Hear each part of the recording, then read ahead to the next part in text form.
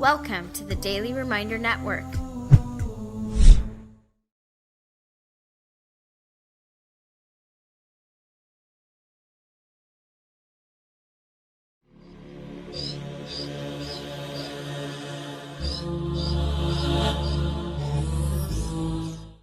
The heart and the mind are the most powerful organs Allah has blessed you with. Never ever give control of them to anyone besides Allah. Otherwise you will be hurt, and hurt very badly. A lot of people are struggling and suffering, depressed because they gave their hearts away to someone they met on the net. And that person just used and abused. Can I tell you? There are a lot of people who suffer because there was a password.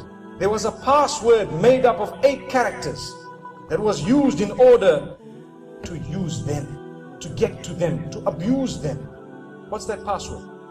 I love you. 8 letters. And he continues telling you, I love you, and he's lying.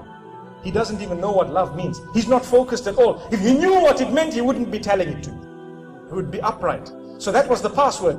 Then what happened? We are lost, we are gone, because a year down the line we are crying, we are depressed. And you can't even tell my father or my mother nothing, because they don't have a clue what was going on, and they will tell you you're a fool. Allahu Akbar. But it's their fault as well. They did not play a role big enough in your life to know what was going on.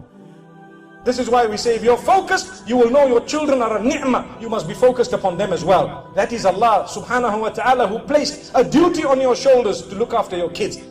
Don't allow this password that people utter to be a password straight into your heart, because anyone could say that and press enter, and that would be the right password. And so now we are caught, we are hooked. And what happens? Shaitan's got grip of us. Like I say, and I'm repeating this, the heart and the mind are the most powerful organs Allah's given you and blessed you with.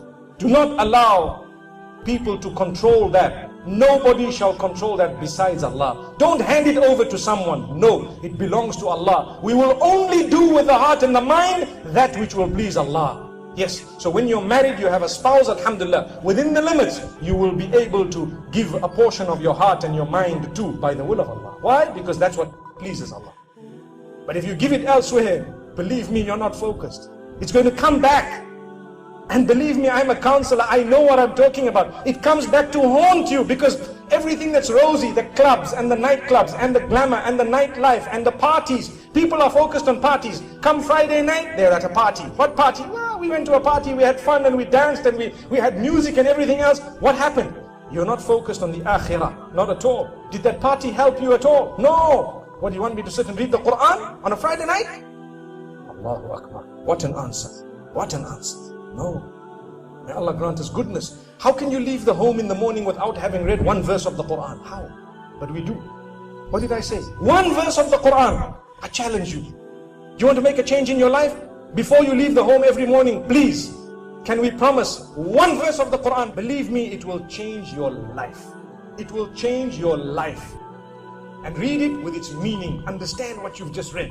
And you'll see the words of your Maker. The one who made you. If you think you're falling in love with this one and that one because of how nice they look and how hot they are and how sharp they are and how wealthy they are and how beautiful they look when they're walking and talking and so on, believe me, the one who made them should primarily be the one whom you are in love with completely. Donate now. Go to www.thedailyreminder.org/donate and stay updated by joining our network's social links.